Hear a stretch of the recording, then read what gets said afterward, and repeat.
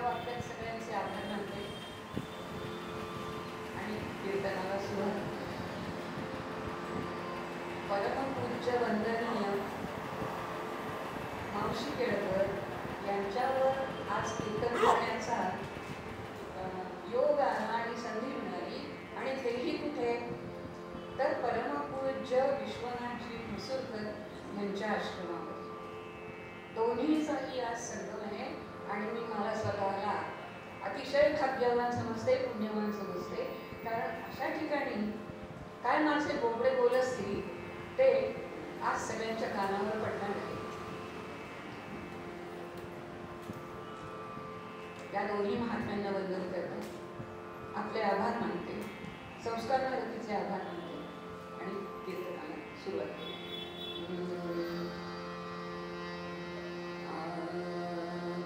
श्रीमन् महागणाधिपतये नमः. श्री सरस्वत्यै नमः. श्रीमत्सद्गुरु चरणारविन्दाभ्यां नमः. श्रीमद्कुलदेवता योगेश्वरी माताय नमः.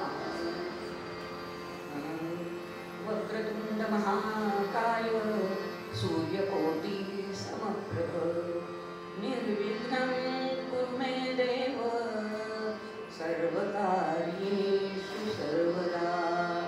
या कुन्देन्दु तुषारहारधवला या शुभ्रवस्त्रावृता या वीणावरदण्डमण्डितकरा या श्वेतपद्मासना या ब्रह्माच्युतशङ्कर प्रभृतिर्देवैस्तदा वन्दिता. सा मां पातु सरस्वती भगवती विश्वेशजाड्यापहा. आपदामपहर्तारं दातारं सर्वसम्पदां. लोकाभिरामं श्रीरामं भूयो भूयो नमाम्यहं. गुरुर्ब्रह्मा गुरुर्विष्णु गुरुर्देवो महेश्वर.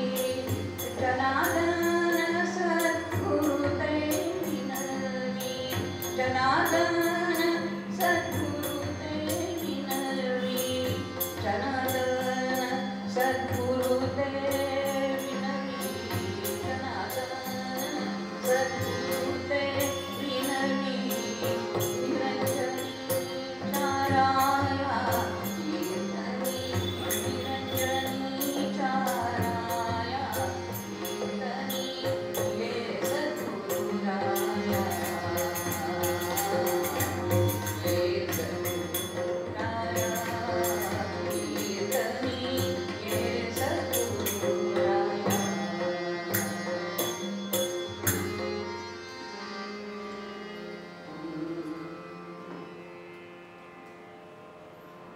ईश्वराचं नाम घेऊया आणि पूर्वरंगाला सुरुवात करूया.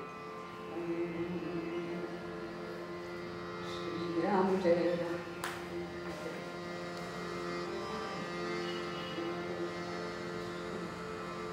श्रीराम जय राम जय जय राम. श्रीराम जय राम जय जय राम. जय राम जय जय राम. श्रीराम जय राम जय जय राम. श्रीराम म्हणायचंय. जय जय राम. श्रीराम जय राम जय जय राम.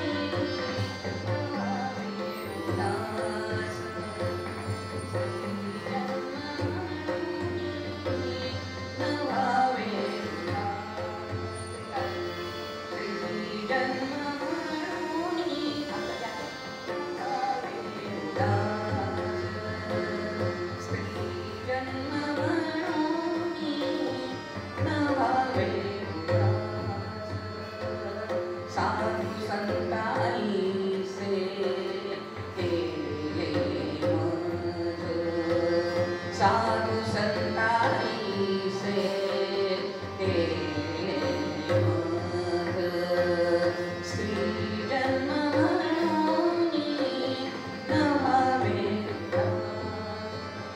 स्त्री जन्म म्हणूनी न व्हावे उदास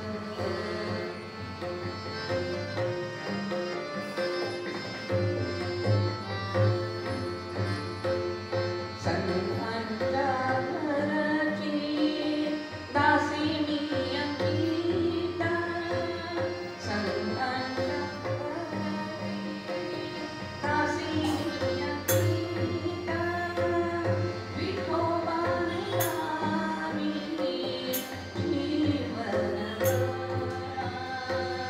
विठोबाने लावी जीवन गळा स्त्री जन्म म्हणूनी न व्हावे उदास स्त्री जन्म म्हणूनी न व्हावे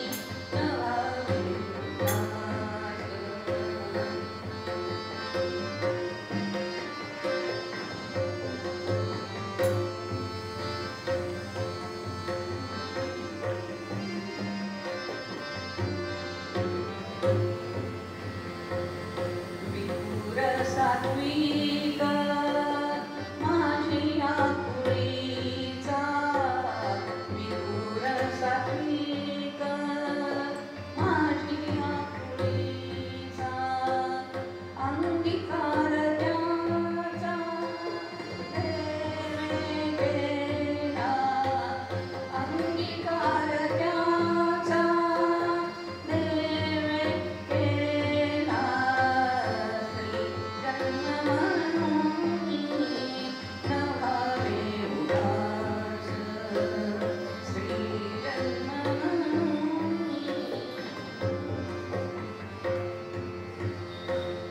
न विचारिता मूळ गणिका उतरली न विचारिता मूळ गणिका उतरली नामे परते गेले तिन्ही लोक स्त्री जन्म म्हणूनी न व्हावे उदास स्त्री जन्म म्हणूनी न व्हावे उदास नामयाची भक्ती ते सादर नामयाची भक्ती ते सादर माझे ते साचार विटेवरी माझे ते साचार विटेवरी श्री जन्म म्हणूनी न व्हावे उदास श्री जन्म म्हणूनी न व्हावे उदास न व्हावे उदास न व्हावे उदास जनाबाईंचा अभंग आहे स्त्री जन्म म्हणूनी न व्हावे उदास पहिला जो चरण आहे या चरणातच जनाबाई सगळं सांगून गेलेले आहे कारण पहिल्यापासून आपल्याला माहिती आहे की स्त्री जन्म ही तुझी कहाणी हृदयी अमृत नयनी पाणी कुठलाही युग असो कुठलाही काळ असो त्या काळामध्ये स्त्रीची कहाणी सारखीच आहे पण म्हणून स्त्रिया मागे हटल्या नाही तर स्त्रियांनी आहे त्या परिस्थितीमध्ये स्वतःचा उद्धार करून घेतलाय स्वतःची प्रगती करून घेतलेली आहे काळ कुठलाही असो आणि म्हणून जनाबाई सगळ्या स्त्री जातीला हे सांगतायत की स्त्री जन्म म्हणून न व्हावे उदास काय कारण आहे ईश्वरानेच निर्माण केलेलं आहे ना परिस्थिती वेगळी असेल. पण म्हणून जनाबाई सगळ्या स्त्री वर्गाला संघर्ष करण्याचं सामर्थ्य देत आहे. संघर्ष करण्याचं त्यांना सांगताय. उदास होऊ नका. कारण काय आहे तर या परिस्थितीवर सुद्धा मात करता येते आपल्याला. आणि मात करूनच आपल्याला पुढे जायचं आहे. आणि नुसत्या स्त्रियाच कशाला हो, पुढे जाऊन तिने उदाहरण दिली आहेत ना. पहिलं उदाहरण दिलं आहे विदुर सात्विक माशी आपुळीचा, अंगीकार त्याचा देवे केला. केवळ स्त्रीवर्गच आहे असं नाही, तर त्यांच्याबरोबर समाजातले तळागाळातले सगळे लोक सुद्धा आहेत. आणि त्यांनी सुद्धा स्वतःची प्रगती, स्वतःचा उद्धार करून घेतलेला आहे.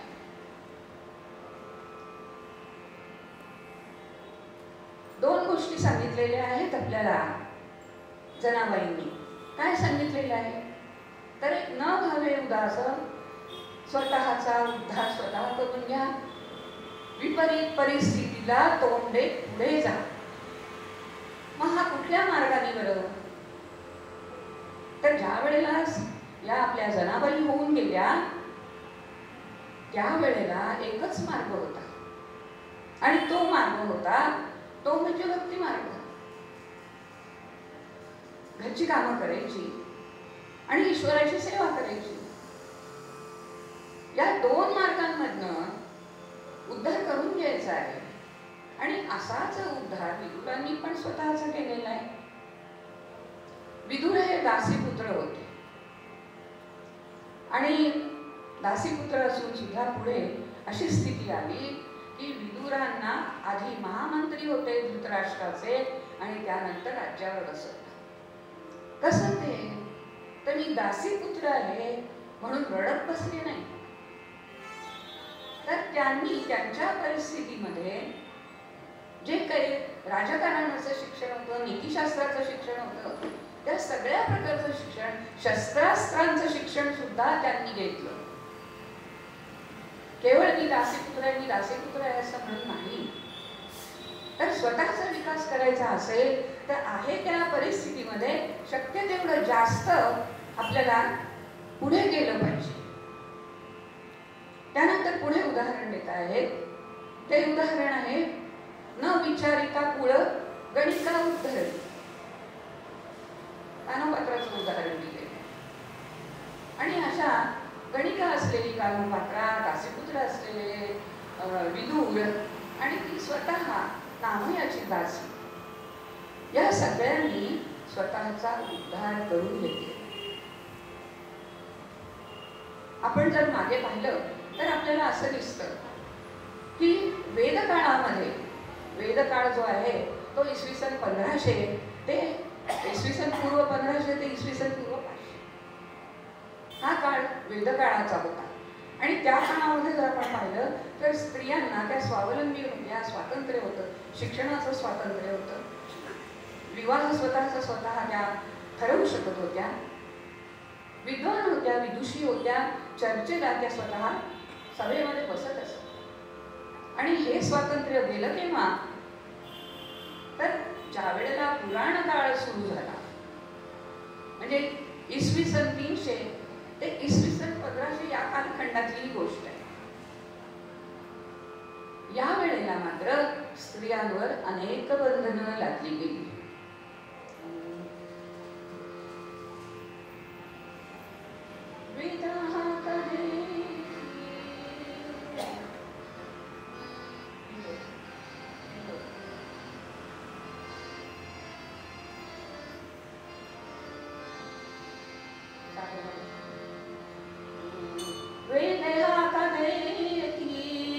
पुराणे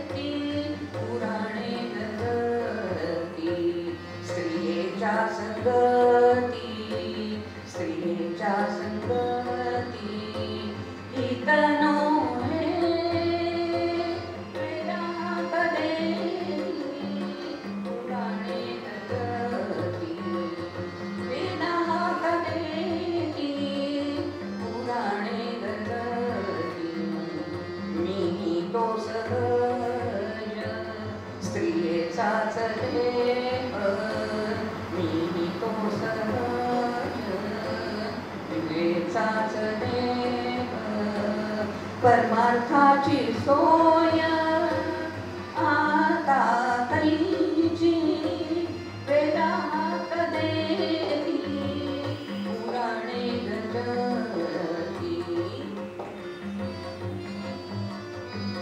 पुराणे गजती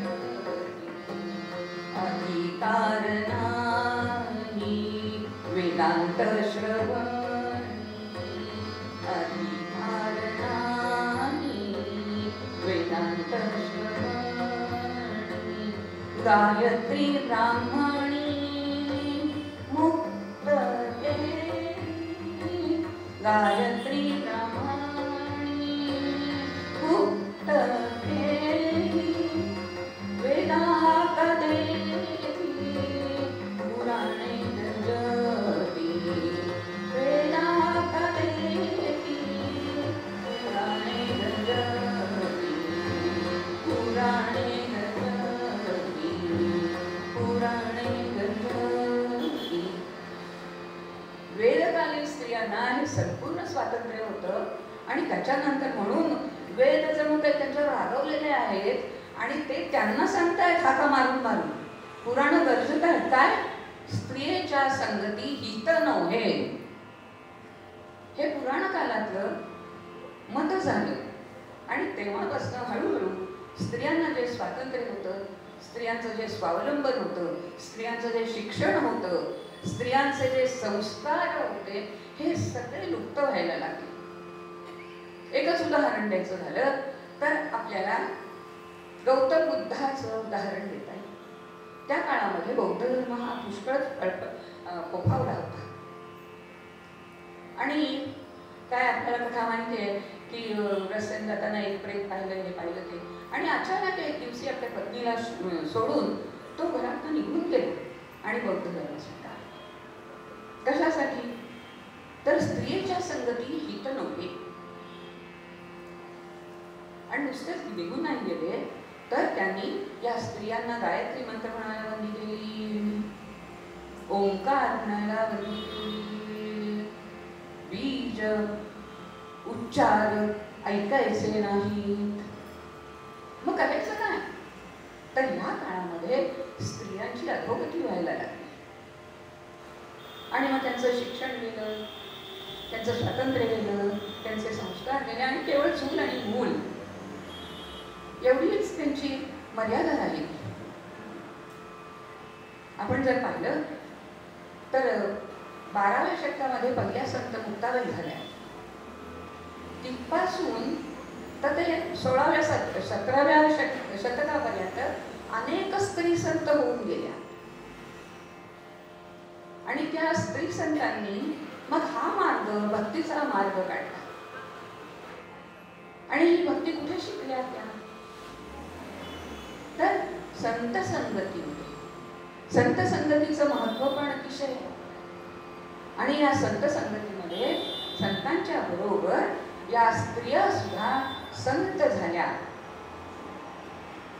आणि अनेक ठिकाणी, अनेक प्रांतामध्ये स्त्रियांची स्थिती हीच होती. महाराष्ट्रामध्ये आपल्याला माहिती आहे बहिणाबाई आहेत, संत सखूबाई आहेत, त्यानंतर सोयराबाई आहेत, अनेक अशा होऊन गेल्या स्त्री संत. तर बाहेरच्या प्रदेशांमध्ये सुद्धा मीराबाई आहेत, राजस्थानमधल्या होत्या, काश्मीरमधल्या लल्लेश्वरी आहे, गोव्यामधल्या सोसूबाई नावाच्या संत होत्या. पण या सगळ्यांना याच परिस्थितीला तोंड द्यावं लागलं, पण त्या हरल्या नाहीत. त्याही परिस्थितीमध्ये त्यांनी भक्ती मार्ग अवलंबला आणि त्या भक्ती मार्गामुळे त्यांना संतत्वपद प्राप्त झाले.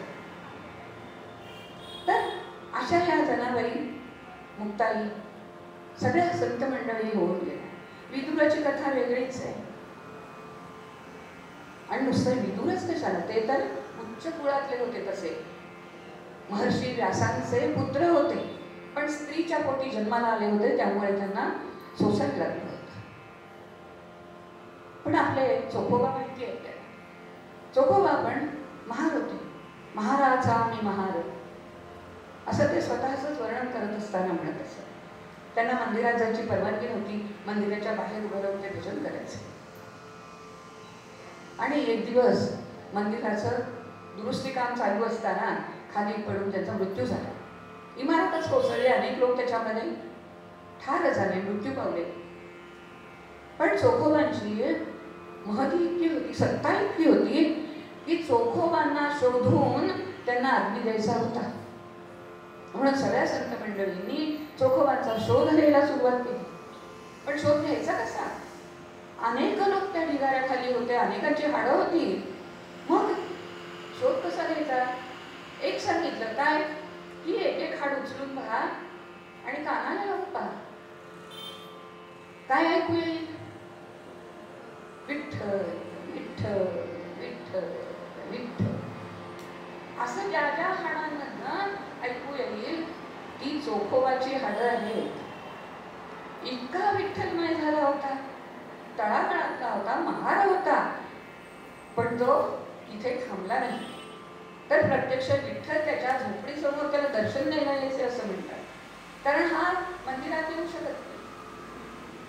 त्यानंतर त्याचं मंदिरही बांधलं गेलं. तर ह्या योग्यतेला हा चोखोबा पण गेला, विदुर महात्म्या पण गेले आणि कान्होपात्रा पण गेली. कान्होपात्रा ही गणिकेची मुलगी, पण तिला ह्या व्यवसायामध्ये रस नव्हता. म्हणून न विचारिता कुळ गणिका उद्धरली. वारीची आवड, नामाची आवड, पण गणिकेची मुलगी ना, म्हणजे समाज तिच्याकडे वेगळ्या दृष्टीने पाहत होता. आणि या वेगळ्या दृष्टीने पाहत असताना एकदा बिदरचा बादशाह त्याच्या नजरेला ती कान्होपात्रा पडली. साहजिकच त्यांनी तिला आपल्या महालात आणून ठेवायचं ठरवलं. खूप वाचायचा प्रयत्न केला, स्वतःला वाचवायचा प्रयत्न केला, पण ते शक्य नव्हतं. कारण तिची आईच मुळी गणिका होती. त्यातनं सुटका होणं शक्य नव्हतं. तिला पंढरीच्या वारीला जायची इच्छा होती. तिने विदर्भच्या राजाला विनंती केली की मला एकदा पंढरीला जाऊ द्या, मला विठ्ठलाचं दर्शन घेऊ द्या, आणि त्याचं दर्शन घेतल्यानंतर मग मी तुमच्याबरोबर कुठेही यायला तयार आहे. विदर्भच्या बादशाला वाटतं एवढंच ना. मग त्यांनी परवानगी दिली आणि दिंडीबरोबर वारकऱ्यांच्या ती विठ्ठलाच्या मंदिरापर्यंत पोहोचली.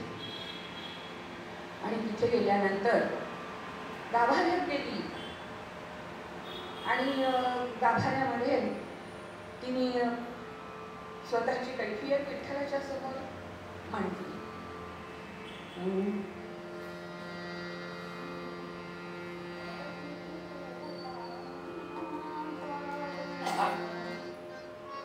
पतित तू पावना पावना, पतित तू पावना पावना, पतित तू पावना पावना, पतित तू पावना पावना, पतित तू पावना पावना, पतित तू पावना पावना, पतित तू पावना पावना, पतित तू पावना पावना, म्हणविसी नारायणा रे, म्हणविसी नारायणा रे, म्हणविसी नारायणा,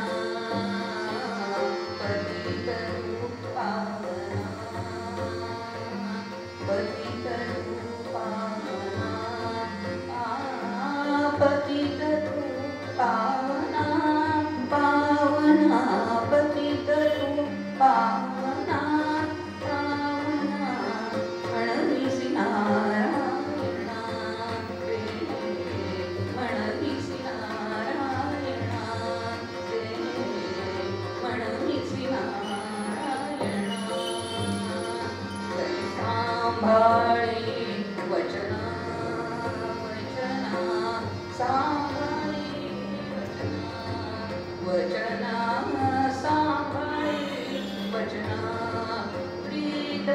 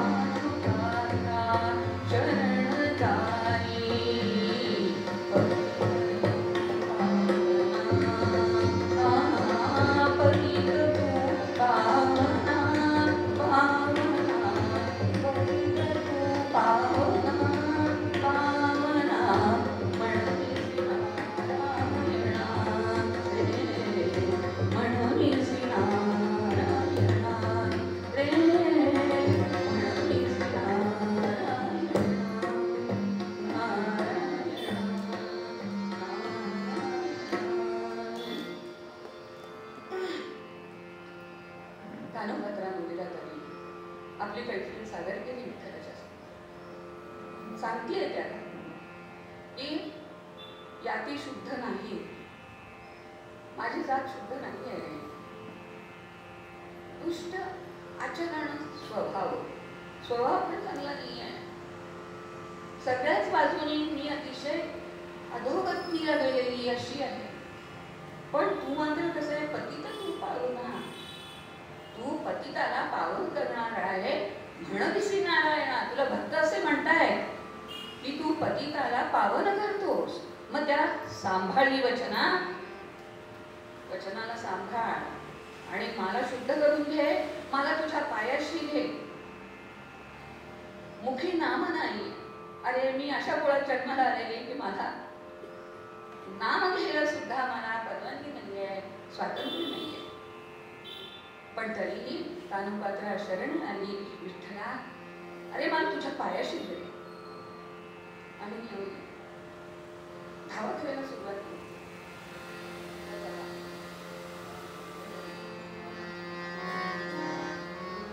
वैकुंठीच्या राणा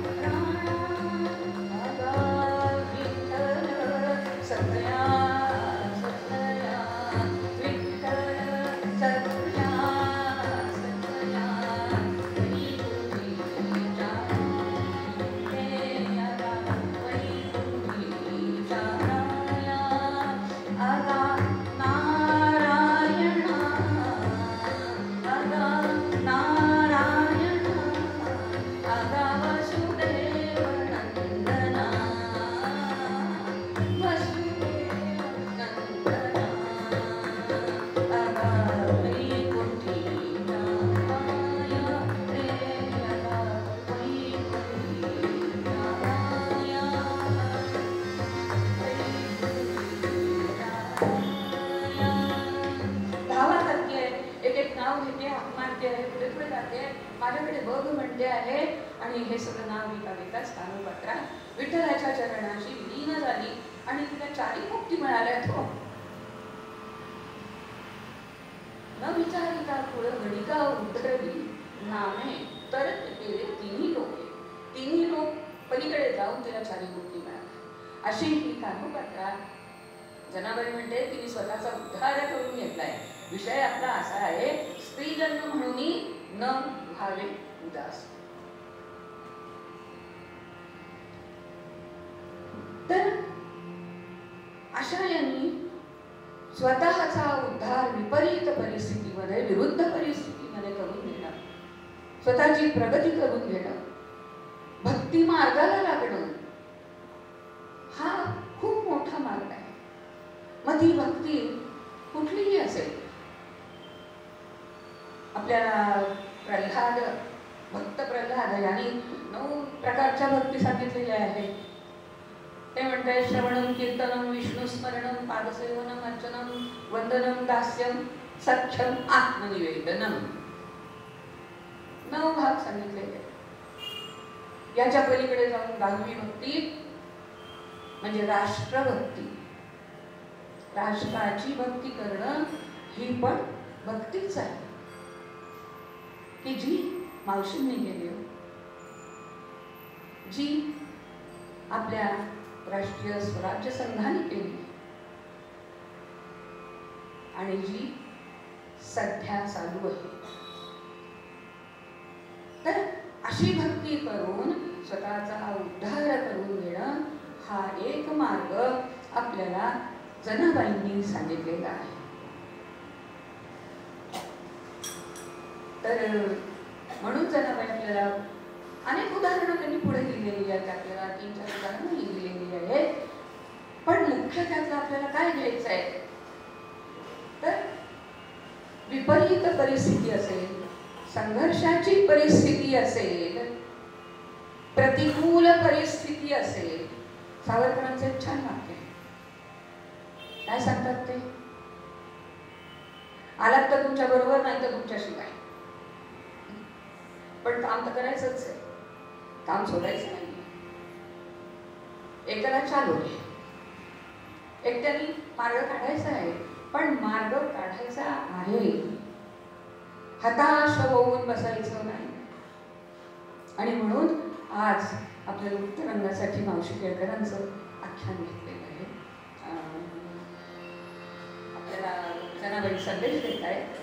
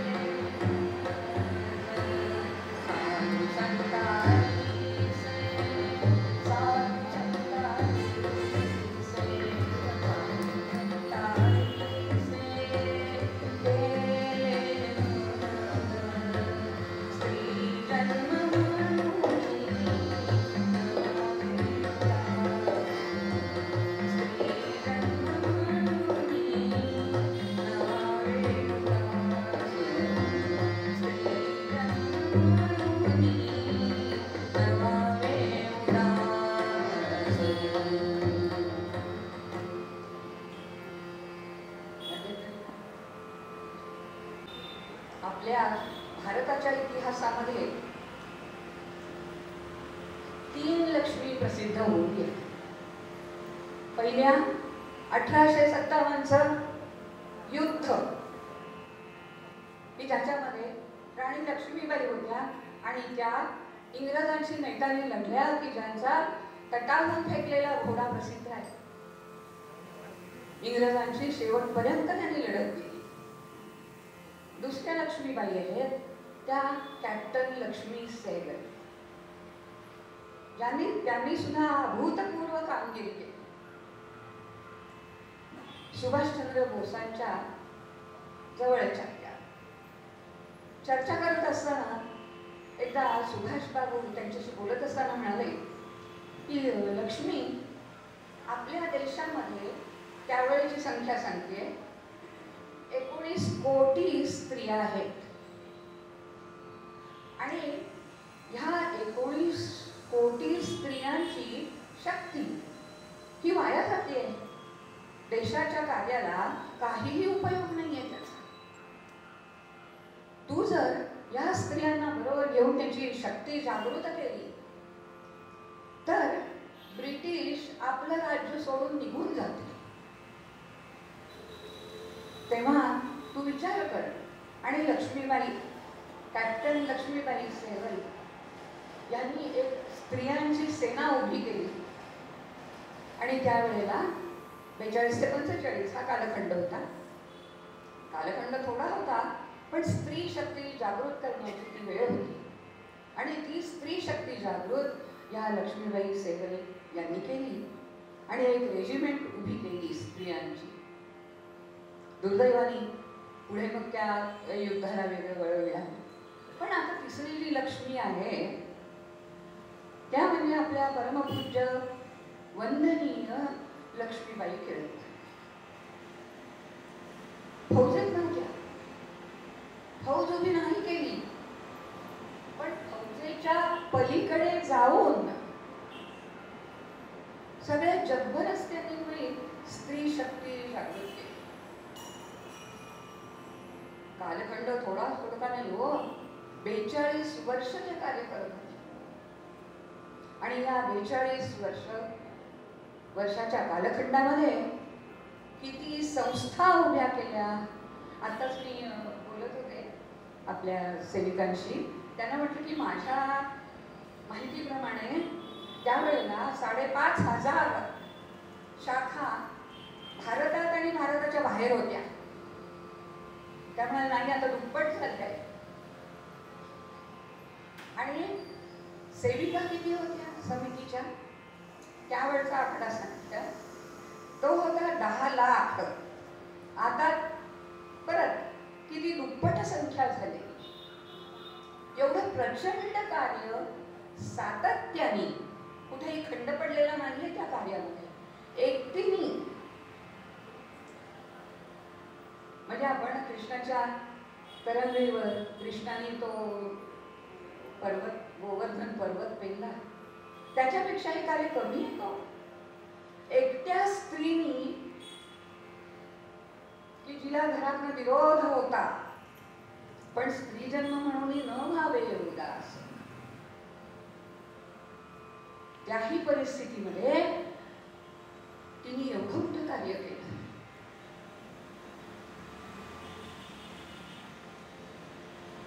काळ होता 1905 जुलै, आणि जुलै 1905 आपल्या लक्ष्मीबाईंचा जन्म झाला. जन्म तरी कसा हो, अलौकिक माणसं आहे, त्याचा जन्म काय साधा सुद्धा असणार का. धावपळ सुरू होती खोलीमध्ये, झाली का बाळंतीण झाली का, अजून नाही झाली, एवढा वेळ कसा लागतोय, काही गडबड आहे का. हॉलमध्ये पुरुष वर्गाच्या फेऱ्या आणि बाळंतिणीच्या खोलीच्या पुढे स्त्री वर्गाच्या फेऱ्या चालू होत्या. बराच वेळ गेला. आता काय झालं, यशोदाबाई आणि भास्करराव लाटे हे पती पत्नी, त्यांच्या या अपत्याची गोष्ट आहे. फेऱ्या घालता कोणीतरी आलं, झाली वाटतं, आणि सगळी गर्दी त्या बाळंतिणीच्या खोलीच्या इथे. तिथे पोहोचल्यावर पाहिलं तर वारे सकट बालक जन्माला आलं होतं. बाहेरचं जे आवरण असतं पांढरं, त्याच्या सकट जन्माला आलंय म्हटल्यानंतर साहजिकच आहे, गुदमरलेलं असणार, जिवंत नसणार. आणि म्हणून त्यांनी त्याला सरळ तसंच काढलं आणि सुपामध्ये ठेवलं. सुपामध्ये ठेवल्यानंतर त्या बालकाची काकू होती, ती सुईण होती. तिने अनेक बाळंपणं केली होती. तिला शंका होती, म्हणजे वारे सकट आहे, बघूया तरी, म्हणून तिने आपल्या बांगडीच्या काचेने ती वार अशी हळूच कापली. आणि ती वार कापल्यानंतर काय आश्चर्य, एक सुंदर गोड मुलगी हो त्यातने जन्माला आली. पण गंमत परत अलौकिकत्वच ना, रडली नाही. आता रडली नाही म्हटलं परत प्रश्न आला, कारण मूल जन्माला आल्यावर मी या जन्मात का आलो म्हणून ते रडत असतं. पण लक्ष्मीबाई रडल्या नाही, कारण त्यांना खंत नव्हती ना, मोठं कार्य करायचं होतं. ती एवढीशी बालिका, ती अजिबात रडली नाही, तिला रडवलं. आणि एकदा तिचा काहू ऐकला आणि सगळीकडे आनंद झाला. लगेच तिला त्या काकूनी, ती सुई नव्हती, त्या काकूनी हातात घेतलं, तिच्याकडे निरखून पाहिलं. किती सुंदर, किती गोड, किती केतकी वर्ण असा. आणि ते पाहिल्यानंतर कमलपुष्पासाठी त्यांना तर त्याचीच आठवण झाली की एखादी कमळाची छोटीशी कळी असावी आणि त्या कळीवर दव असावे, असा इतका सुंदर प्रफुल्लित चेहरा होता. आणि म्हणून त्यांना असं जाणवलं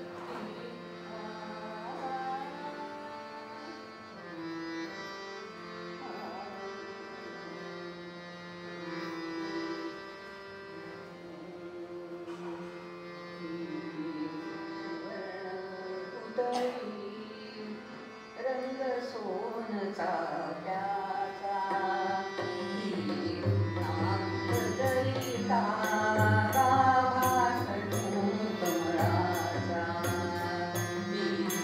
सुवर्ण पुतळी रंग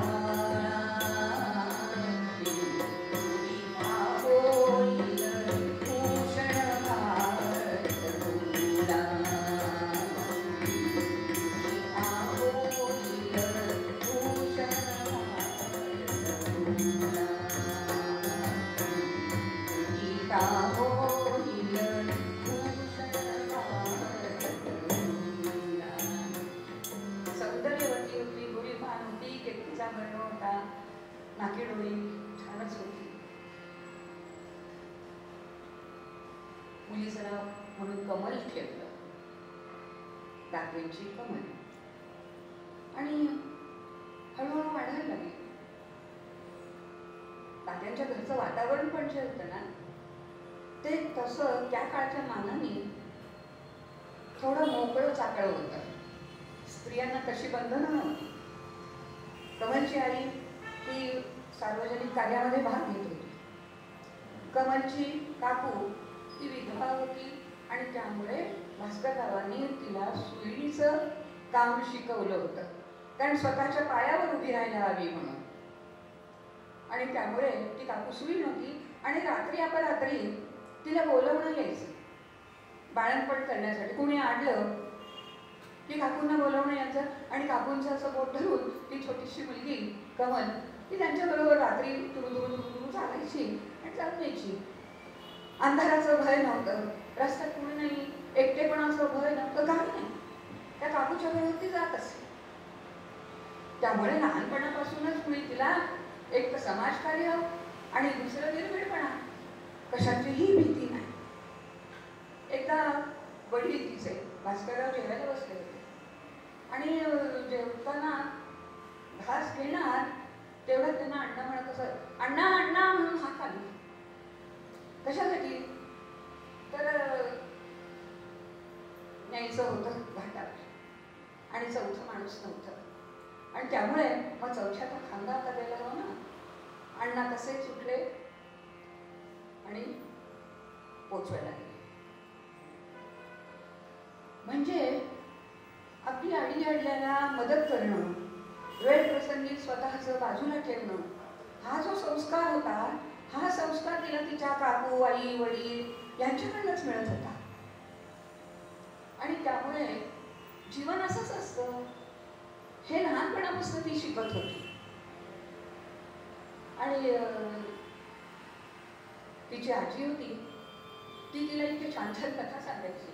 रामायणातल्या कथा सांगायची, महाभारतातल्या कथा सांगायची आणि ह्या कथा ऐकता ऐकताच कमल मोठी होत होती. कमल 5 वर्षाची होती. 5 वर्षाची कमल त्यावेळेला चांगल्या शाळा अशा कॉन्व्हेंटच्या होत्या. एका कॉन्व्हेंटच्या शाळेमध्ये तिला घातली आणि तिथे तिला घातल्यानंतर लहान मुलं तिला कॉन्व्हेंट काय आणि आपली हिंदू शाळा काय काही फरक माहीत नव्हता. एका पंचम जॉर्ज येणार होते शाळेत. तिला आवाज चांगला होता कमलचा. तिची निवड झाली गाणं म्हणायला आणि पंचम जॉर्ज आले, त्याचं स्वागत गीत म्हटलं, तिला चॉकलेट मिळालं, तिला बक्षीस मिळालं आणि ती नाचत नाचत नाचत घरी आली. घरी आल्यानंतर तिने कौतुकाने साहजिकच 5-6 वर्षाची पोर तिने घरात सगळ्यांना दाखवलं. तेवढं हे मला काय मिळालं, मला बक्षीस मिळालं, मला चॉकलेट मिळालं. घरातली मंडळी तिच्याकडे अशी विचित्र नजरेने पाहत होती. तिला कळे ना की हे काय मी एवढं सगळं मिळवून आणलं आणि मला मात्र कोणी कौतुकच करत नाही. मग ती दादाकडे गेली तिच्या आणि दादाला दाखवलं, दादाने काय केलं, कसले कौतुक करायचे, काय काय झालं, मी इतकं छान गाणं कुणासाठी म्हटलंस, ज्यांनी आपले राज्य करता येते त्याच्या राजासाठी तू गाणं म्हटलंस आणि त्याचं कौतुक करू. मग तिला तेव्हा कळलं हे काहीतरी वेगळं आहे. आपल्यावर राज्य करणारे वेगळे आहेत आणि आपल्याला ते छळतायत, त्रास देत आहेत, आपण त्यांच्याबरोबर राहता कामा नाही. पहिला धडा मिळाला. त्यानंतर शाळेमध्ये अर्थातच कॉन्व्हेंट स्कूल होतं, तिथे सगळं चालायचं. जिझसची प्रार्थना चालायची आणि प्रार्थनेमध्ये सगळ्यांनी शिस्तीत मैदानामध्ये डोळे बंद करून उभं राहायचं आणि जिझसची प्रार्थना म्हणायची. तिला ते आवडायचं नाही. तिला कळलं होतं की आपल्याला हे काही करणं हा आपला देव नाही आहे, पण कॉन्व्हेंट स्कूल असल्यामुळे तिथे तिला ते करायलाच लागायचं. मग ती नाईलाजाने तोंडवाटे करत आणि अशी उभी राहायची मैदानामध्ये. आणि मैदानात उभी राहिल्या सगळ्यांनी डोळे बंद करायचे. बाईंची शिक्षिकांची आज्ञा होती. ही आपली तोंडवाटे करत करत डोळे बंद केले आणि नंतर प्रार्थनेला सुरुवात झाली तशी मी डोळे उघडले. दोन्ही डोळे उघडल्यानंतर तिच्या शिक्षिकांनी बघितलं आणि त्या तिच्या जवळ आल्या, काय ग डोळे बंद करायचे सांगितलं ना, कळत नाही तुला, डोळे उघडे कशाला ठेवले. ती म्हणाली, बाई ठीक आहे मी तर डोळे उघडे ठेवले, पण मी डोळे उघडे ठेवले तुम्हाला कसं कळलं. हा प्रश्न तिने आपल्या शिक्षिका, साहजिकच काय झालं असेल पुढे आपल्याला कल्पना आली की त्या शिक्षिकेने तिला छडीने इतकं मारलं की ती घरी गेली आणि 3 महिन्यामध्येच तिची शाळा बदलण्यात आली आणि मग आपल्या हिंदू शाळेमध्ये दादीबाई देशमुख शाळा होती त्या शाळेमध्ये तिला घालण्यात आलं. बालपण हळूहळू सरत होतं, खूप गोष्टी शिकत होती आणि या सगळ्या संस्कारांमधनं वाढत असताना 14 वर्षाची झाली. साहजिकच आहे, 14 वर्षाची झाली म्हणतात तर त्या काळचं वय. आज आमच्या पोरींना शेपूट पण नाही पुसता येत. आईला सांगायला लागतं हारुमान घे, नागपूस, खरं का खोटं? पण ती 14 वर्षाची झाली आणि तिच्या लग्नाचं वय झालं हो. आता लग्न करायचं म्हटल्यानंतर वर पाहायला सुरुवात झाली. साहजिकच हुंडा पद्धती होती. मग आता कमळी सुंदर दिसायला छानपैकी नाजूक होती आणि कधी हुंडा द्यायचा म्हणजेच काय, मुलगा विकत द्यायचा? पटे ना ते. मुलाला हुंडा द्यायचा, सॉरी, म्हणजे मग आपली मुलगी त्याला विकायची. जो हुंडा घेतोय त्याच्याशी मला लग्न करायचं नाही, मी तशीच राहिले तरी चालेल. अत्यंत स्पष्ट आणि परखड विचार असतो. मग हिच्याशी कोण लग्न करणार? हुंडाच मिळणार नाही. पण असल्या निर्लज्ज आणि नपुसक मुलांशी मला लग्नच नाही करायचं, त्यापेक्षा मला हुंडा न घेणारा बीजवर चालेल. आणि मग हे पुरुषोत्तम केळकरांचं स्थळ आहे वर्ध्याचे. बाकी सगळं उत्तम होतं. साहजिकच बीजवर म्हणलं वयाने जास्त आणि पदरात 2 मुली होत्या. तिने ते मान्य केलं. वकील होती, घराचे घरदार उत्तम होतं, श्रीमंत होते, शेतीवाडी होती, सगळं काही होतं. नाही म्हणायचं काय कारण होतं? आणि कमल दातेचं लग्न झालं आणि ती पुरुषोत्तम केळकरांच्या घरी लक्ष्मीबाई केळकर म्हणून आली तेव्हाच लेकरूवाडी होती, कारण यांना 2 मुली होत्या. गृहप्रवेश झाला तोच मुली त्या मुलींच्या बरोबर आणि असा तिचा संसार सुरू झाला. घरामध्ये धाकटा दीर, धाकटी जाऊ, मोठी जाऊ आणि त्या 2 मुली, पती आणि ती, असा प्रपंच होता आणि त्या प्रपंचाची जबाबदारी तिच्यावर आली. प्रपंचाला सुरुवात झाली, पण जे वातावरण दात्यांकडे होतं ते वातावरण इकडे नव्हतं. दात्यांकडे केसरी पेपर यायचा, राजकारणावर चर्चा व्हायची, सगळीजण चर्चा करायची, त्यात स्त्री पुरुष हा भेद नव्हता आणि त्यामुळे राजकारणाची जाण कमलला होती. इथे पण तसंच व्हायचं. बैठकीमध्ये अनेक चर्चा व्हायच्या. त्यावेळेला गांधी युग होतं आणि त्यामुळे गांधी काय म्हणाले, काय चाललंय वगैरे अशा चर्चा व्हायच्या आणि त्याच्यामध्ये असा एक विचार बोलला गेला की स्त्रियांनी आता राजकारणात हळूहळू भाग घ्यायला हरकत नाही. आता हिला काय माहिती की खायचे दात आणि दाखवायचे दात वेगळे आहेत. ती आपली खरं म्हणून चालली आणि एक दिवस गांधीजींच्या भाषणाला ती आणि तिच्या मोठ्या जाऊ वैज्ञानिक भाव होत्या, ती ज्यांनी शेवटपर्यंत तिला साथ दिली.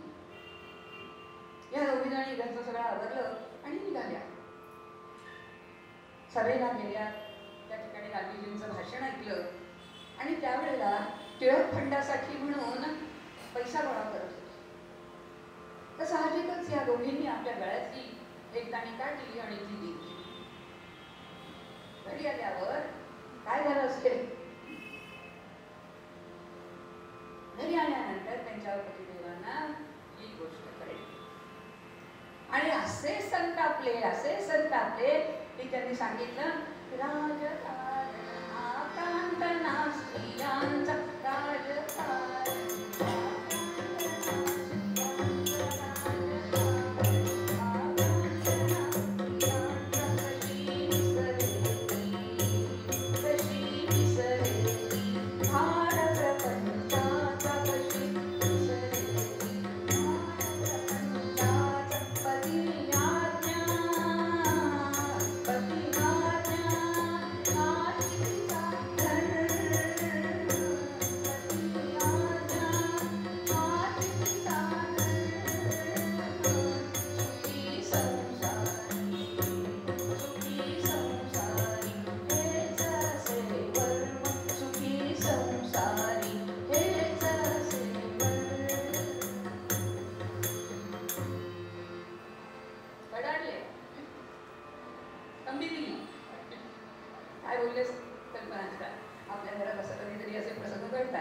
लक्ष्मीपती अतिशय रागावलेला असतो आणि आपण काहीतरी त्याच्या दृष्टीने केलेलं असतं. मग काय करतो आपण? एक तर मुकाट्याने काय असेल ते ऐकून घेतो. त्या दिवसापासून राजकारण बाहेर जाणं बंद झालं. पण पुरुषोत्तम तसे उदाहरणवादी होते. ते म्हणाले की अगं, स्त्रियांचे क्लब असतात, तुला बाहेरच जायचं आहे ना, मग स्त्रियांच्या क्लबमध्ये जा आणि तिथे किती पार्टी करतात, तिथे गप्पा मारतात, तिथे पत्ते खेळतात आणि हे ह्या कमलला काय सोचणार आहे का? पण पती आज्ञा, पतीची आज्ञा आणि प्रतिकूल परिस्थितीचा संधीमध्ये कसा बदल करून घ्यायचा हे लक्ष्मीबाईंनी बरोबर ओळखलं होतं आणि त्यांनी क्लबमध्ये जायला सुरुवात केली. आणि मग काय पत्ते खेळायला लागल्या. हळूहळू त्यांनी त्या ठिकाणी रामायणातल्या गोष्टी सांगायला सुरुवात केली. करायच्या, बाकी सगळ्या गोष्टी करायच्या. म्हणायच्या की आता जरा आपण वाचन करूया का, आता जरा आपण गप्पा मारूया का. आणि त्याच्यात मग त्याने रामायण महाभारत या गोष्टी सांगून संस्कार करायला सुरुवात केली. लहान पोराला आपण कडू औषध नाही का गोड याच्यातनं देतो साखरेनं वगैरे, तसं त्यांनी सुरुवात केली. आणि हळूहळू त्या क्लबमधल्या बायकांचे विचारही बदलायला लागले, त्यांना गोडी लागायला लागली. पार्श्वभूमी तयार केली. समर्थांनी सांगितलंय, काय सांगितलं होतं त्यांनी? सामर्थ्य आहे चळवळीचे, जो जो करील तयाचे, परंतु तेथे भगवंताचे अधिष्ठान पाहिजे. तेवढंच जिवंत पण पुन्हा झोप लागली असेल तर पटकन. तर भगवंताचं अधिष्ठान पहिलं आहे आणि मग सामर्थ्य आहे चळवळीचं. मावशींनी आधीच सुरुवात केली होती की क्लब पासून सुरुवात केली, रामायणातल्या गोष्टी सांगायला सुरुवात केली, श्रद्धा निर्माण करायला सुरुवात केली. त्यावेळेला म्हणजे रामायण सांगताना सुद्धा राम होता, सीता होती, लक्ष्मण होता, वनवास झाला, राज्य जिंकलं, रावणाला मारलं वगैरे गोष्टी सांगायच्या. पण त्याच्याद्वारे राष्ट्रभक्ती, राष्ट्रप्रेम हे कसं होतं हे सांगत असत. म्हणजे जेव्हा रामाला बाकीची जी मंडळी होती त्यांनी म्हटलं की अरे रामा, रावणाचं राज्य आहे, 14 चौकड्यांचं राज्य आहे, मग ते तिथे तूच राजा हो ना. ज्या वेळेला त्यांनी विभीषणाला राजा करायचं ठरवलं त्यावेळेला मग रामरायांनी काय उत्तर दिलं? जननी जन्मभूमिश्च स्वर्गादपि गरीयसी. इथे राहून मी काय करू? माझी आई तिकडे, माझी जन्मभूमी तिकडे, की ज्यांच्यावर माझं अतिशय प्रेम आहे, श्रद्धा आहे, हे राज्य नको. हा जो संस्कार आहे जननी जन्मभूमिश्च स्वर्गादपि गरीयसी, हा संस्कार त्यांनी क्लब मधल्या बायकांना दिला. आणि रामायणाच्या द्वारे, कथांच्या द्वारे त्यांनी आजूबाजूला ही जागृती करायला सुरुवात केली. आणि अशातच त्यांना 6 मुलं झाली. आता प्रपंच मोठा झाला आणि 32 साली जन्म. त्यांच्या पतिराजांना दुखणं झालं, क्षय होतं आणि त्याच्यामध्येच त्यांचं निधन झालं. आतापर्यंत सुस्थितीत असलेल्या लक्ष्मीबाई त्यांच्यावर दुःखाचा डोंगर कोसळला. त्याच्याच बरोबर 2 मुलींपैकी एक मुलगी पण निधन पावली. कसं म्हणतात की एकदा घरचा करता गेल्यानंतर बाकीच्यांना काय बोलायला संधी मिळते किंवा त्याचे विचार जरा वेगळे व्हायला लागतात. तसंच झालं. पुरुषोत्तमराव यांच्या निधनानंतर मग धाकट्या भावाने एक टूम काढली की आपल्याला वेगळं व्हायचं आहे, आपल्याला इस्टेटीची विभागणी करायची आहे. आणि म्हणून वाटण्या झाल्या आणि त्या वाटण्यामध्ये साहजिकच झालं, अर्धा भाग 8 मुलं होती. घराची पण वाटणी झाली. अर्धघर यांचं अर्धघर दिलाच. काय होती घरातली इष्टे, शेती वाढली सगळ्याची. मिळवायचं साधन काय? काहीच नाही. ते वकील होते, आता ते नाही. उत्पन्न कसं यायचं? पण एवढा मोठा दुःखाचा डोंगर हा कमलताई लक्ष्मीबाई आवरलं. कारण काय? तर म्हटलंच आहे,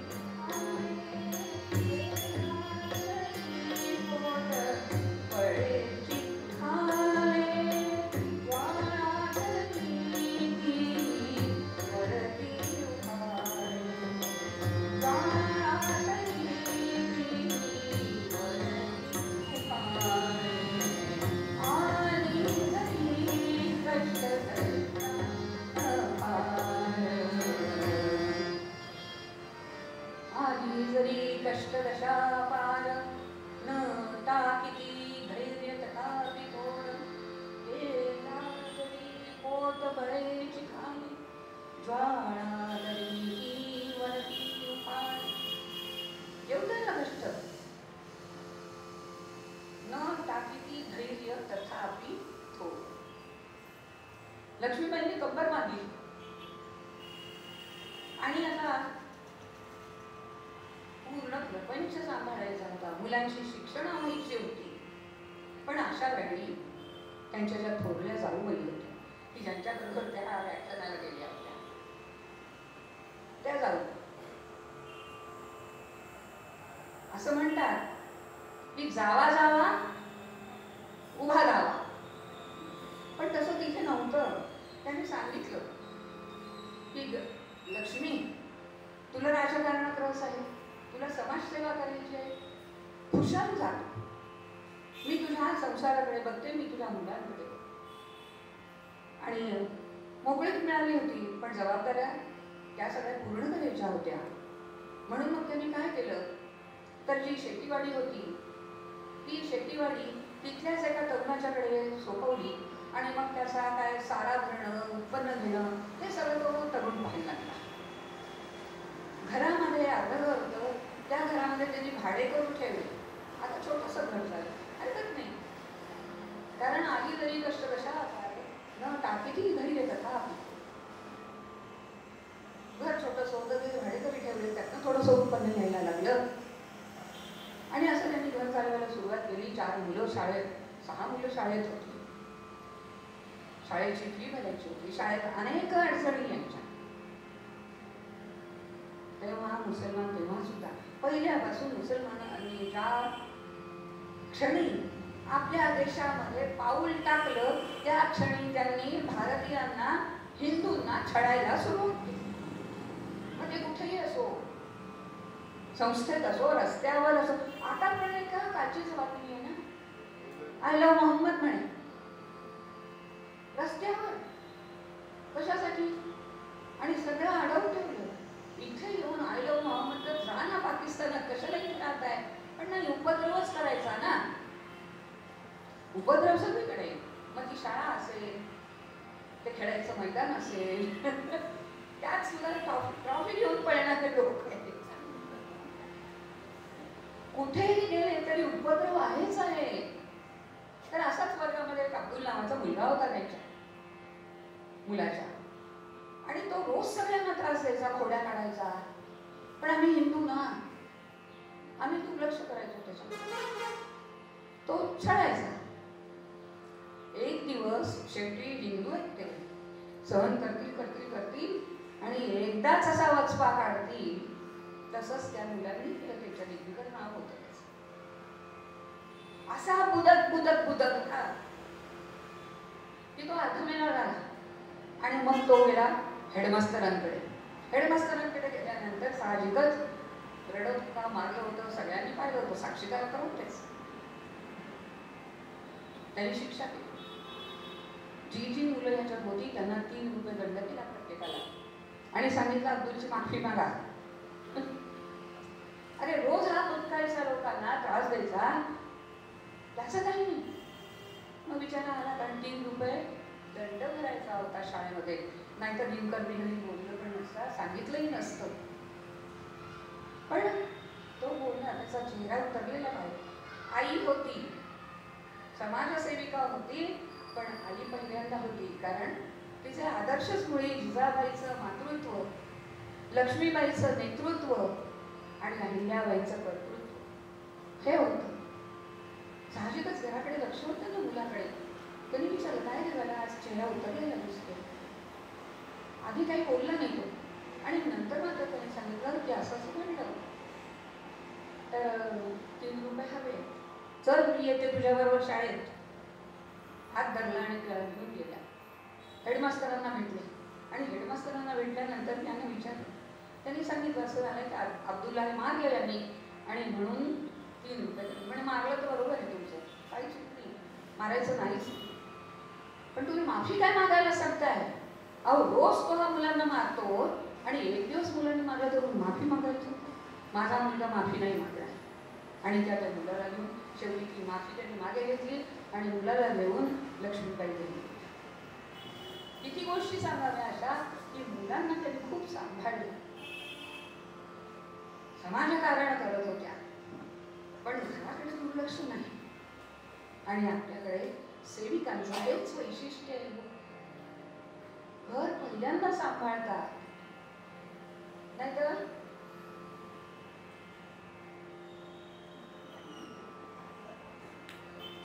घरातलं आवरायचं आणि मगच जायचं. 6 मुलांचं शिक्षण. यांना पत्ताच नव्हता की आपली मुलं शाखेत जात आहेत. एक दिवस त्याच्या हातात दंड पाहिला आणि 4 मुलं आणि त्याच्याकडे, मला वाटतं तो मनोहर होता, आणि यांनी पाहिलं, अरे म्हणा काय दंड काय लागतात तुझ्या, आणि 4 मुलं होतं. काकू आम्ही शाखेत जाणार आहोत. शाखेत कुठे? मग त्यांनी सांगितलं की शाखा आहे, कशी आहे, काय आहे, तिथे काय शिकवतात वगैरे. तोपर्यंत त्यांना शाखेचं माहिती नव्हतं. अरे असं आहे का, मग तुम्ही आम्हाला पण शिकवा ना. लगेच संधीचा उपयोग करायचा. आई बायकांसाठी नाही आहे हे, फक्त पुरुषांसाठी. असं कसं, बायकांना संरक्षण नको, पण नाही बायकांना शाखेत देत नाही.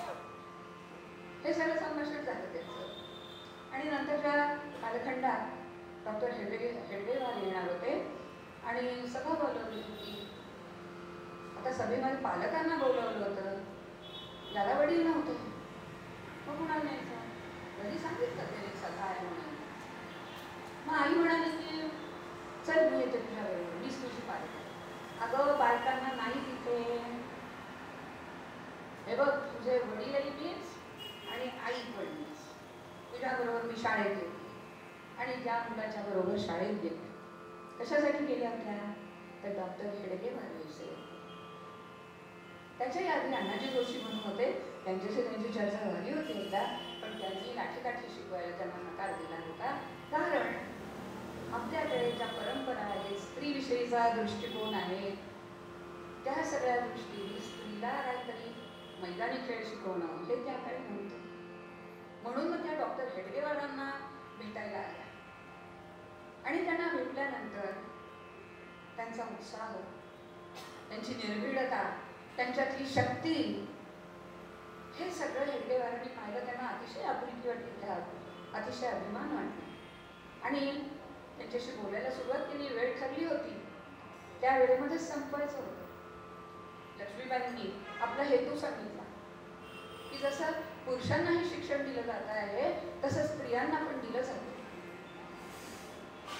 डॉक्टर हेडगेवार म्हणाले की संघामध्ये आपण स्त्रियांना हे शिक्षण नाही देता येणार. मग म्हणे आम्ही काय करावं? अहो, स्त्री शक्ती ही राष्ट्राची अर्धी शक्ती आहे ना. मग विवेकानंदांचे जे विचार होते ते त्यांनी सांगितले की अहो, गरुडाचे 2 पंख आहेत. त्या पंखामधला जर एक पंख हा अतिशय बलिष्ठ आहे आणि दुसरा मात्र पोखरलेला आहे परंपरांनी, मग तो गरुड उडू शकेल का? ते म्हणाले अगदी तुम्ही म्हणताय ते बरोबर आहे, पण त्या दुसऱ्या पंखाला शक्ती देण्याचं कार्य तुम्ही करायचं.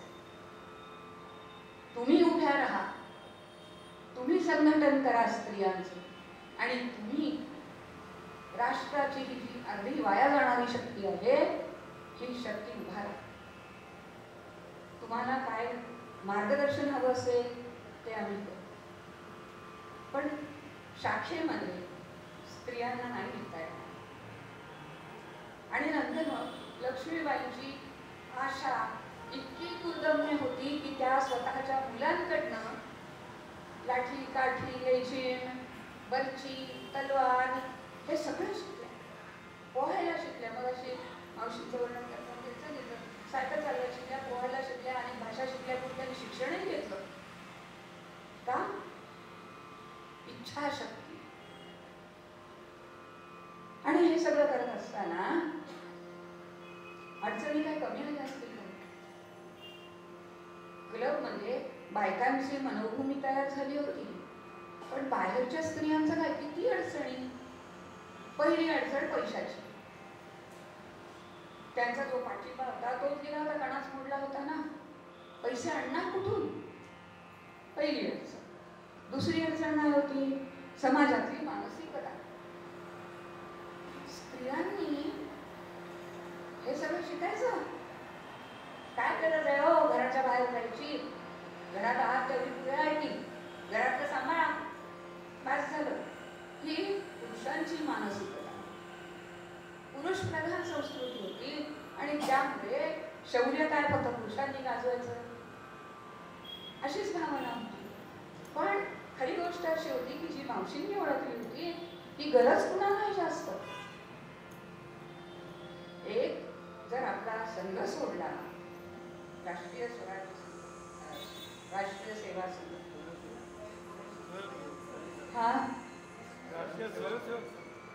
स्वयंसेवक सोडले तर आपल्याला दृश्य काय दिसतं समाजामध्ये? जिम मध्ये जातात, 3 पॅक 4 पॅक 6 पॅक काय असतात त्यांचे, आणि अनेक ठिकाणी जातात, कराटे खेळायला जातात, कुठे कुठे जातात. कशाला? शक्ती मिळवायला. माझा नातू पण एक दिवस आला आणि म्हणाला आजी मला जिम मध्ये जायचं. कशाला? नाही शक्ती. म्हटलं शक्ती मिळवून काय करणार आहे? रस्त्यातल्या कोणी एखाद्या मुलीवर प्रसंग आला तर जाणारच आहोत, तुम्ही बघे. त्यामुळे स्त्रीचं संरक्षण ते स्वतःच करायला हवंय हो. म्हणून आता मी मुद्दाम उल्लेख केला की ज्या ठिकाणी अडचण आहे त्या ठिकाणी संघ राहून जातो. हा एक अपवाद सोडला तर समाजातले पुरुषप्रधान संस्कृती असल्यामुळे त्यांचं वर्चस्व आहे. पण स्वतःचं संरक्षण स्वतः केलं पाहिजे हे मावशींना अतिशय पटलेलं होतं. कारण तो काळ असाच होता की हिंदू मुसलमान सगळे एकत्र होते. बाजारात जावं, मावशी जायच्या पिकेटिंगसाठी, म्हणजे काय धरणं धरण्यासाठी. नागपूरला असताना संत्रा मार्केट म्हणून होतं त्या ठिकाणी, आणि सगळे मुसलमान व्यापारी तिथे फुटकळ विक्री करण्यासाठी मग काही स्त्रिया त्यांच्याकडनं संत्री घ्यायच्या आणि मग बसायच्या. त्यातनं फायदा जर झाला तर तो त्यांना देता यायचा, पण फायदाच नाही झाला, आज काही संत्री विकलीच गेली नाही, काय करणार? कुठले पैसे देणार? आणि मग अशा वेळेला त्या मुली त्या स्त्रिया त्या मुसलमानांच्या जाळ्यात सापडायच्या. मग त्यांना घरी बोलवणं, त्यांना अत्याचार करणं सगळं चालायचं. हे सगळं मावशी बघत होत्या. रस्त्यावर स्त्रियांवर होणाऱ्या अत्याचार, बलात्कार, पळवून नेणं हे सगळं बघत होत्या आणि त्यांना सातत्याने आपली चिंता वाढत होती. आणि म्हणून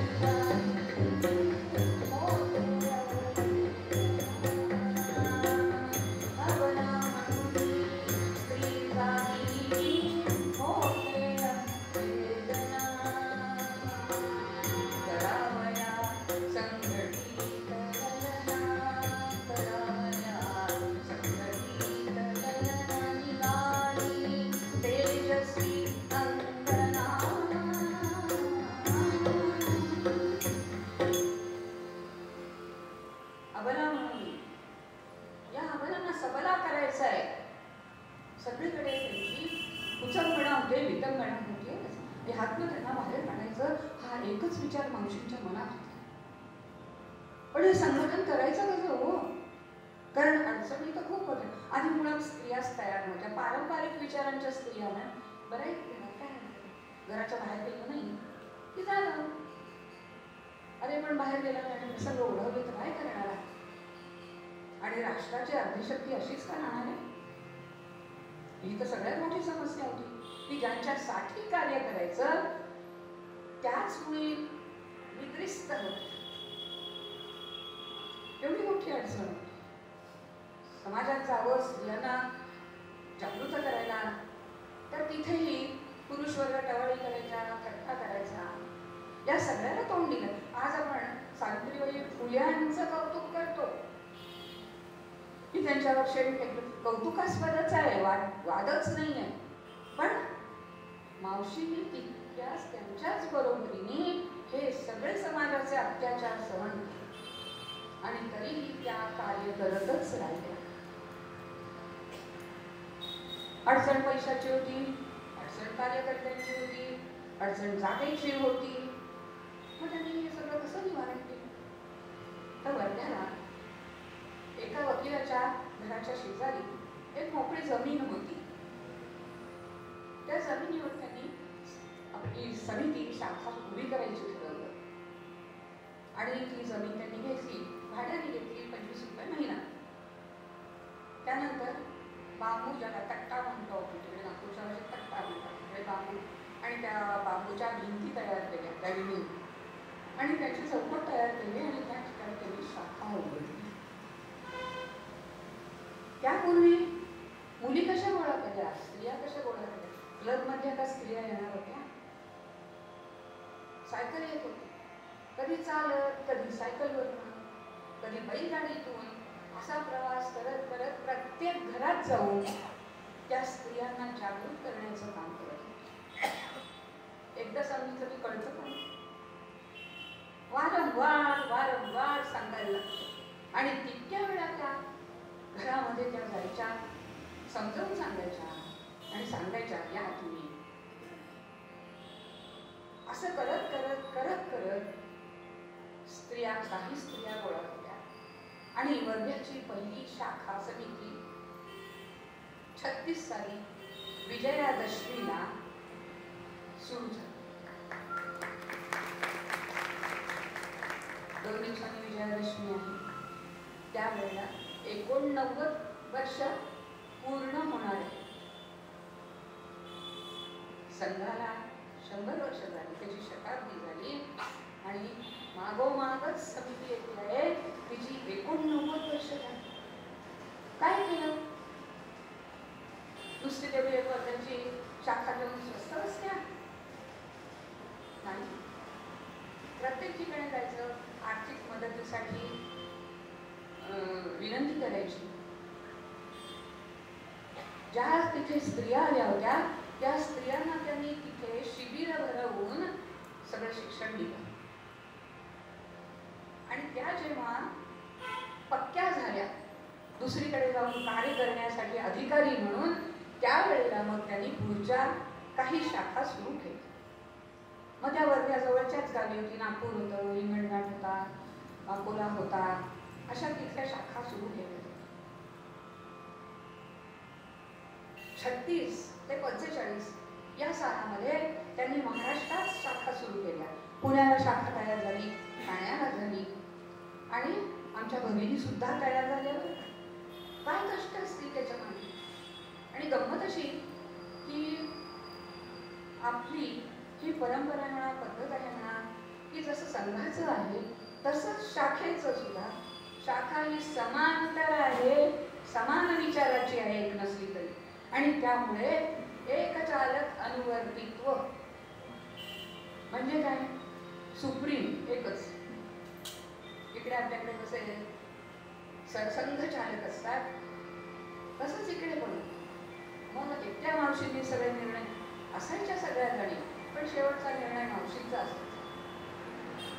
आपण कौतुक करतो की आपले जे नेते आहेत, पंतप्रधान आहेत, हे सगळे म्हणे काय म्हणे आमची 2 तास फक्त झोप घेतात.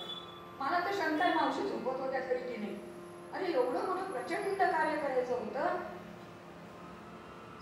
24 तास कामात. आणि अशा या मावशींनी हळूहळू अशा या सगळ्या सेविका, अधिकारी, प्रमुख तयार केल्या आणि वेगवेगळ्या ठिकाणी पाठवल्या आणि तिथली शाखा निर्माण करण्याची जबाबदारी यांना दिली. त्या स्त्रिया सुद्धा काय असतील आज आता आपल्याकडे नाही आहेत त्या, पण आपण त्यांना सुद्धा शहा प्रणाम केला पाहिजे. इतके कष्ट करून त्यांनी या शाखा वाढवल्या. काय कमी पडलं, काय केलं नसेल त्यांनी, पण मावशींच्या बरोबरीने त्या उभ्या राहिल्या आणि मावशींचं कार्य पुढे नाही गेलं. हळूहळू या शाखा महाराष्ट्राच्या बाहेर गेल्या. त्या 45 ते 60 या दरम्यान होत्या. आणि या 45 ते 60च्या दरम्यान राजस्थान, पंजाब, हिमाचल प्रदेश, उत्तर प्रदेश, कर्नाटक अशा अनेक प्रांतांमध्ये या शाखा विस्तारल्या. आणि त्या ठिकाणी स्वयंसेविका समितीच्या तयार झाल्या आणि त्यांनी पुढे हा विस्तार केला, वाढवला. त्याच्या पुढची म्हणजे 80 ते 2000 या दरम्यान परदेशामध्ये शाखा गेल्या. आधी 15 देशांमध्ये गेल्या. आफ्रिका होती, इंग्लंड होतं, कॅनडा होता, अमेरिका होती आणि इतर देश, ऑस्ट्रेलिया होती. अशा 15 ठिकाणी परदेशामध्ये त्यांनी आपल्या शाखा सुरू केल्या. आणि आजही त्या शाखा आहेत, त्यांचा विस्तार झालेला आहे. आणि मी त्यांना आता विचारलं आपल्या माननीय सेविकांना, तर त्यांनी सांगितलं 26 देशामध्ये आता शाखा आहे. परदेशात 26 शाखा म्हणजे झालं काय हो? एवढं मोठं कार्य विस्तार. वटवृक्षच तो मुळी, वरून पाणंबी खाली आली की ती रुजते आणि त्यातनं परत निर्माण होतो. असा हा शाखेचा वटवृक्ष मावशींनी तयार केला. आणि अनेक त्यांना पुरस्कार मिळाले, अनेक ठिकाणी गौरव झाला. पण मावशी या मावशीच राहिल्या बरं. त्यांच्याविषयी प्रेमाने त्यांना सगळे मावशी म्हणूनच हाक मारायचे. अतिशय साध्या होत्या.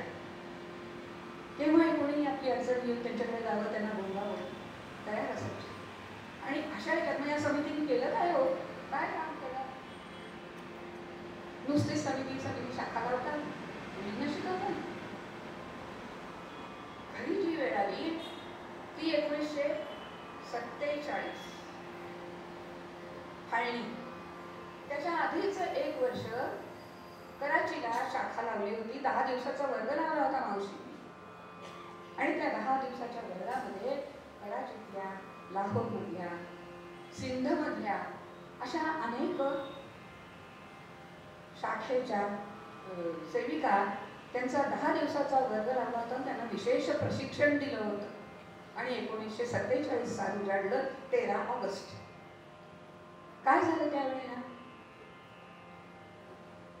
रामानंद सागरची फिल्म आहे, अखेर आदमी मर गया, किंवा मराठीमध्ये आहे अखेर माणसाचा मुर्दा पडला. तिथल्या ज्या प्रमुख सेविका होत्या जेठाबाई देवानी, त्यांनी मावशींना एक पत्र दिलं आणि त्या म्हणाल्या की अहो फाळणी आहे, फाळणीमध्ये हिंदूंना अतिशय त्रास होतोय, अत्याचार होत आहे, केव्हा कोण मरेल आणि केव्हा कोणाची विटंबना होईल काही सांगता येईल. आणि या सेविका म्हणजे सगळ्या स्त्रिया आहेत, सगळ्या घाबरलेल्या आहेत, त्यांना धीर द्यायला हवा. जर तुम्ही इथे आलात कराचीला आणि त्यांना धीर दिला तर बरोबर. पत्र पोहोचता क्षणी 13 ऑगस्टला मावशी रात्री विमानामध्ये बसल्या. त्यांच्याबरोबर वेणुताई पण होत्या. वेणुताई आणि मावशी या दोघी जणी नऊवारी पातळ हातात बांधल्या आणि पूर्ण भारतीय वेश, हिंदूंचा वेश, आणि अशा त्या दोघी जणी लगेच विमानामध्ये चढल्या आणि कराचीकडे निघाल्या. विमानामध्ये कोण होतं? सगळे मुसलमान, 2 हिंदू सोडले होते.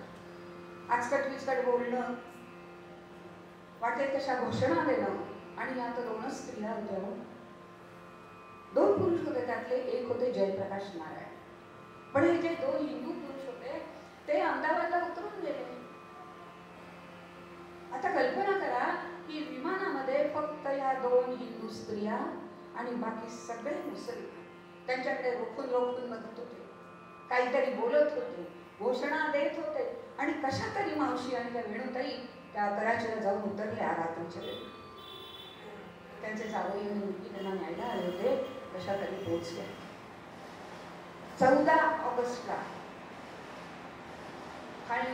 म्हणजे पाकिस्तानचं स्वातंत्र्य 14 ऑगस्टला ते साजरं करतात.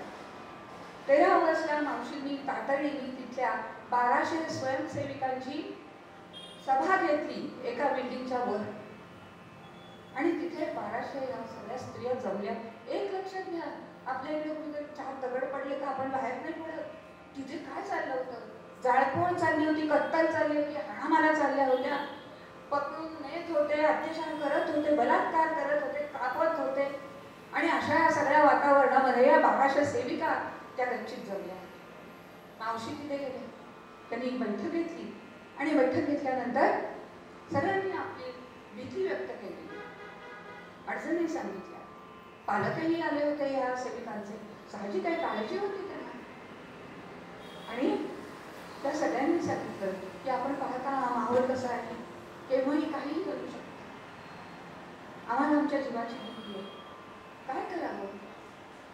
मावशींनी आश्वासन दिलं. त्या 1200 सेविकांकडनं त्या ठिकाणी आता आपल्याला त्यांनी सांगितलंच आहे की भगवा असतो आणि भगवती असते. त्या भगवती आणि भगव्याच्या समोर त्यांनी प्रत्येकीचं रक्त घेतलं आणि शपथ घेतली की आम्ही घाबरणार नाही, आम्ही प्रत्येक प्रसंगाला तोंड देऊ, सगळ्यांना मदत करू आणि सगळ्यांचं संरक्षण करू. पण पालक होते, त्यांना भीती होती. ते म्हणाले हे सगळं ठीक आहे हो, पण उद्या आपल्यावरच काही प्रसंग आला आम्ही काय करू? त्यावर मावशीने त्यांना घालून, ज्या क्षणी तुम्हाला असं वाटेल की आपण असुरक्षित आहोत त्या क्षणी तुम्ही सगळ्यांना मुंबईला माझ्याकडे पाठवा, मी त्यांची काळजी घेईन. आणि 14 तारखेला फाळणी झाली आणि जल्लोष उडाला पाकिस्तानमध्ये. सगळ्या ज्या गाड्या होत्या की ज्या कराची लाहोर इथपासून भारतात येत होत्या त्या सगळ्या मुडद्यांनी भरलेल्या होत्या, प्रेतांनी भरलेल्या होत्या, रक्त वाहत होतं, आणि अशा या गाड्या इकडनं तिकडे जात होत्या. आणि अशा या भयानक अशा परिस्थितीमध्ये मावशी कराचीहून परत तातडीने मुंबईला आल्या. बरोबर येताना अनेक सेविकांना ज्यांना असं वाटत होतं की आपल्याला संरक्षण हवं, त्यांना मिळेल ना. पालकांना सांगितलं तुम्ही का घाबरता, आमच्याकडे आम्ही त्यांना पूर्ण संरक्षणात ठेवू. आणि त्यानंतर त्यांच्याबरोबर मला वाटतं 100 सेविका आल्या होत्या, आणि त्या 100 सेविकांना आता हे पण आपलं वैशिष्ट्य आहे लक्षात ठेवा. संघाचं पण आणि समितीचे पण आपपरभाव नाही. त्या 100 ज्या सेविका होत्या त्यांना वेगवेगळ्या सेविकांच्या घरी पाठवून वर्ष दीड वर्ष ठेवलं. आणि जोपर्यंत सगळा माहोल हा शांत होत नाही तोपर्यंत या सगळ्या मुली मुंबईमध्ये सेविकांच्या घरी राहत. आणि ज्या वेळेला सगळी ठीकठाक झाली त्यावेळेला त्यानंतर त्यांचे पालक येऊन त्याला घेऊन गेले. हे कार्य आहे हो समितीचं आणि हे कार्य मावशींनी उभं केलं. नुसत्याच कुठच्या लढाया आणि दंड शिकवलेली नाहीये. प्रसंग आला तर त्याचा उपयोग करायचा. स्वातंत्र्य मिळाल्यानंतर सुद्धा त्यांचं काही काम थांबलंय. गोवा मुक्ती संग्राम होता 1961 डिसेंबर. त्यावेळेला अनेक सत्याग्रहींची धरपकड झाली आणि त्या धरपकडीमध्ये तुरुंगामध्ये घातले गेले सत्याग्रहींना अशा वेळी या सेविकांनी त्यांची काळजी घेतली, त्यांच्या कुटुंबाची काळजी घेतली. त्यांना घरचं अन्न जेवायला मिळावं म्हणून डबे घेऊन तुरुंगात जात असत. त्यांच्या घरच्या लोकांची चौकशी करत असत, त्यांच्या अडचणींचं निवारण करत असत. हे काम समितीने केले. 1962 चीनचं आक्रमण. यशवंतराव चव्हाण हे संरक्षण मंत्री होते. मावशींनी त्यांना पत्र लिहून विचारलं की आमची काही मदत होण्यासाठी आहे का, आम्ही मदत करू इच्छितो. यशवंतराव चव्हाणांनी पत्र लिहिलं की हो मदत करायला हवं. तुमच्याकडची सशस्त्र तुकडी आणि फर्स्ट एड म्हणजे वैद्यकीय उपचार अशा 2 शाखा, असे 2 भाग, अशा 2 संस्था आमच्याकडे पाठवा सरहद्दीवर. आणि मावशींनी तिरंदाज स्त्रियांची तुकडी आणि औषधोपचार करणारी अशी स्वयंसेविकांची तुकडी अशा 2 तुकड्या पाठवल्या. आणि 62च्या युद्धामध्ये त्यांनी खूप मोठी कामगिरी केली. पण या कामगिरीचा कुठेही गाजावाजा नाही हो. पत्रामध्ये आपल्या वर्तमानपत्रामध्ये फोटो नाहीत, बातम्या नाहीत. कारण मुळातच आमचं संघ आणि समिती ही सावत्र आहेत ना. एवढंच काम नाही केलं. सातत्याने पूर येऊन दे, अपघात होऊन दे, काही होऊ दे, त्या ठिकाणी या दोन्ही संस्थांची मंडळी पोचतात, कामं करतात, मुकाट्याने जाहिरात न करतात आणि परत आपल्या ठिकाणी निघून जातात. अशी ही शाखा आहे, असा हा संघ आहे. आणि अशा या शाखेचं नेतृत्व मावशींनी. अशा या मावशी आपण त्यांना आज श्रद्धांजली वाहूया, त्यांचं स्मरण करूया. त्यांना शतशः साष्टांग दंडवत घालूया. कारण त्यांनी जनाबाईंनी जी शिकवण दिली की स्त्री जन्म म्हणून न व्हावे उदास, ती तंतोतंत अंमलात आणली. स्वतःनेच नाही तर आपल्या बरोबर हजारो लाखो स्त्रियांना बरोबर घेऊन त्यांनी देशाचं कार्य केलेलं आहे, राष्ट्रकार्य केलेलं आहे. स्त्रियांना धीटपणा दिला आहे, राष्ट्रभक्तीचं बाळकडू पाजलेलं आहे. आणि म्हणून आता आपण शेवटी जनाबाई सांगताय ते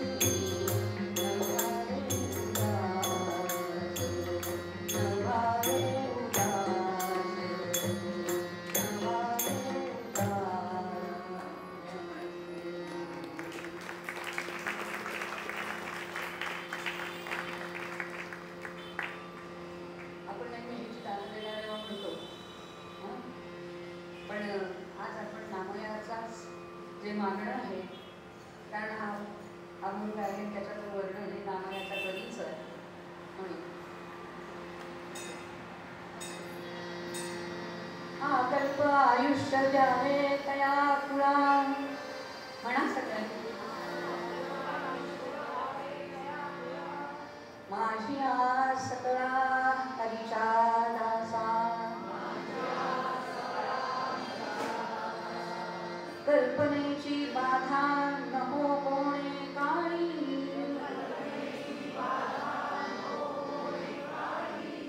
ही संत मंडळी सुखी असो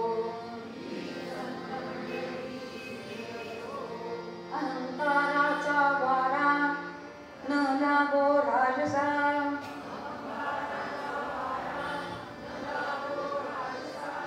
माझ्या विष्णुदासा भाविकासी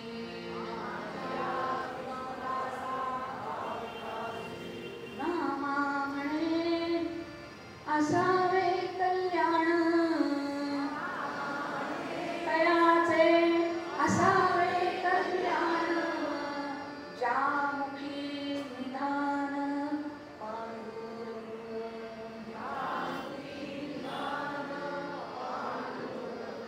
पंढरीनाथ महाराज की जय.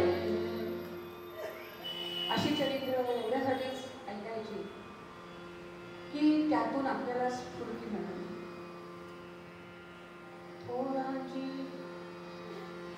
थोरांची अवधी विशुद्ध चरिते देती महामंत्र माझे ही जगणे उदात्त करणे हे शक्य माते पहा जाताना इथुनी जस्मरण हो ज्यामुळे काळाच्या पुलिनात उठवू ही आपुली पाऊले. एक पाऊल जरी आपलं पुढे पडलं आणि उठलं तरी ह्या सगळ्या महात्म्यांचं त्यांच्या कार्याचा गौरव झाला असं आपण आता हेच मागणं करूया.